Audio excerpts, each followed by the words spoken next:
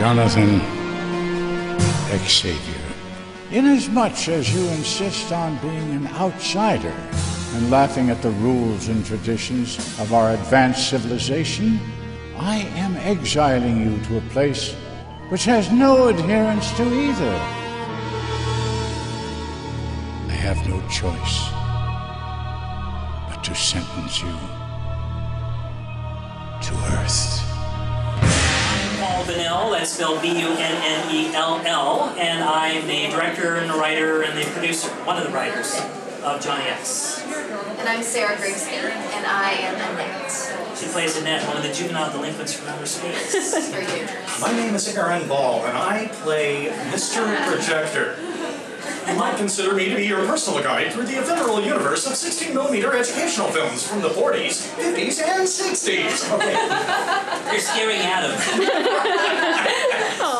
It's about 106 minutes, and it's, oh wait, more than that, you want to know? It's black and white. Yeah, please. It's a black and white movie. We shot it over a period of 6 years. I know, you would never know what was shot when, but in 2004 we started filming with Sara and a great cast. I ran out of money and I scraped around for 6 years trying to get money and having some nervous breakdowns, and finally 6 years later I got the picture finished thanks to a good friend of mine. We, at that time when we finished it, they were discontinuing the black and white film that we started shooting on, and that was the Plus X film manufactured by Kodak. And so we got the film, and luckily they gave us the very last of their film out of all of their warehouses, even coming from France. So we finished the movie on black and white, and it's printed on black and white. And it's kind of a 1950s inspired movie, although it doesn't take place in the 50s. It's got the 50s, 60s, and 70s in there. It's a lot of fun, really. It's a good old-fashioned time at the movies. I decided to go with black and white because it was really the only way to go. I didn't want to be locked into. I didn't want to have the option of a distributor saying, well, you shot it in color, so we want the color version. It's like casting a movie. When you cast a great actress or a great actor, what you do is you put the right person in the part. And for the look of the film, it had to be black and white. It's like casting the right editor or, sound, composer or what have you. So black and white was absolutely the only way to go for this movie, and I wouldn't have it any other way. And I'm a risk taker, and I pretty much do my own thing, and I work for myself. I didn't have to answer to the studio heads, so I took that risk and made it in black and white. But everybody said, don't do it in black and white. They said, don't make a movie in black and white. No one wants a black and white musical, Well, okay, I did it anyway. So to be able to play at such a historic theater like tonight, This is amazing. Yeah, I played at, we premiered it at a 1920s place called the California Theater in San Jose. 1,100 seats restored, but this theater has character. This is the historic Texas Theater, of course, that has a lot of history here for y'all Texans. And actually, Sara is a Texan. It's true. Sara, and so is isn't this funny? And I'm a Californian. Oh my God! Oh my God! You'd never know. You'd never know it. But yeah, so I just think it's great to be here at the Texas Theater and for the history here. I'm thinking of ducking out myself. So, they capture me before the movie ends, and I'm not there for the Q&A. You'll know why. So tell us a little bit about what kind of a director he is. Is he tough on you guys? Was he tough on you guys? Yeah, so he's the best. Yeah. Paul's been amazing the whole way through. I don't know how he put this together and kept his head on his shoulders. I don't know anybody else that could do a film over the span of how many years was it? 6, yeah. And kept all the original cast and most of the crew, and it's a huge musical, but people wanted to come back for Paul. Yeah. We loved the movie, the energy of the set was amazing. It was the most fun film that I've ever been on. And I know there was a lot of snafus along the way. I don't know how the film got made. There was fairy dust sprinkled over our film set, but Paul kept a cool head throughout it all and laughed the whole way through it. Yeah, well, you guys were laughing. I was, He was sweating and having nervous breakdowns, but we had no idea. Yeah, we were just eating craft service. These guys were having a really good time, and I have video to prove it, okay? But yeah, it was a lot of hard work, but I'm so glad that at my expense you guys could laugh and have a good time. Mostly at his expense. Mostly at my expense. But what you see up on the screen hopefully is fun. And Sara plays Annette, and she is one of the kids. And I will say this, I mean, she's very youthful, and you're 22, 23? Yeah, about yeah, she's a young girl. But I started the film when I was 12. That's right. But, you know, in the old movies, like The Blob, Steve McQueen was 27 playing, you know, a juvenile delinquent or whatever. So, you know, I like to cast them a little older, so that's why I did it. You know, just to kind of do that 1950s style casting. But you look young anyway, so maybe I went the wrong direction with Sara, you know? See?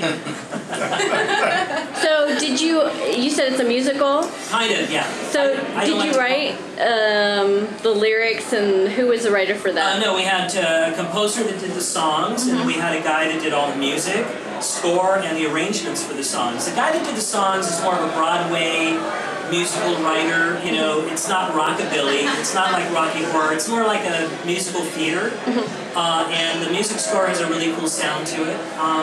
But we had a portion of the script that I didn't like, so I said, let's switch that out and write a song. Because it did not start out as a musical. I mean, I think, you know, no, we did not plan this movie as a musical at all. That's why you cast me originally. Right. No, I mean, no, she could sing. It wasn't for my singing talent. No, she's wonderful. Now, and all the actors do their own singing, but it's true that we didn't start out as a musical.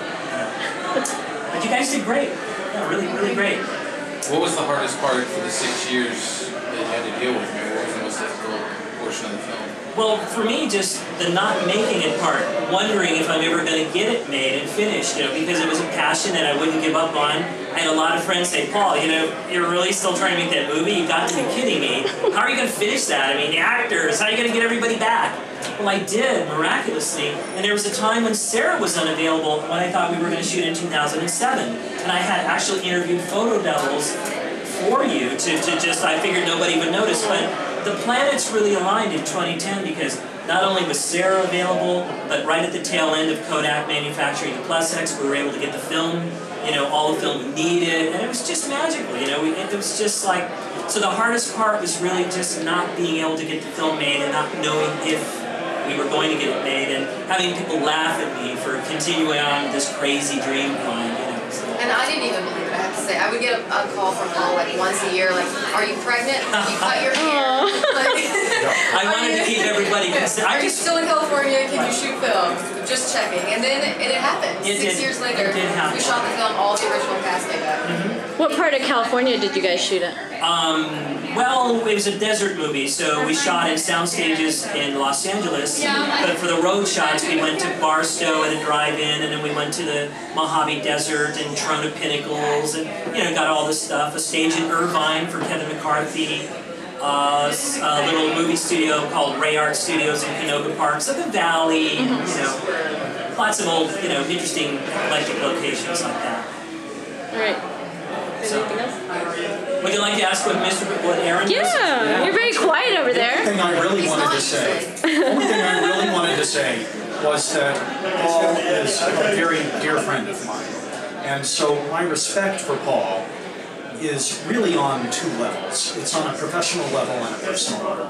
And I have to tell you, one of the things that impresses me the most about my friend Paul is that he is all about no compromise. His creative vision is the vision you see. It is straight from his brain to the screen. And when you're working professionally in an age where people are really trying to strong-arm you into doing something that really isn't what you feel in your heart, Paul's the guy who says, not me. And I have to tell you, from both a personal and a professional angle, that is one of the things that just makes me stick like glue to this man. Right? I think he's a brilliant director, and I think you'll see some of the results of that tonight. Well, thank you very much, and I will say that I like to cast beautiful people in my movies, so, you know, what can I say? So where's this movie going next? I mean, we just played, you know, last week it had a sold-out show at the Chinese Theater in Hollywood. Wow. At the Dances with Film, so that was an awesome screening. Sorry you couldn't be there for that. But Sara drove in from Austin to be here for this. And next we're going to another film festival, you know, just we're playing it around the country, so it's It's doing It's on the news. yeah, and I did an NBC piece about it on the Dateline News. They interviewed me. So basically, it's an historical film. yeah, because of the black and white angle. Yeah, you know, I mean, for better or worse, you know, this is the last plus X black and white movie. So I hope you like it. I hope it was worth the wait. And I think we should go in and see the movie. I think it's time. Yeah. Thank you guys so much. Thank you.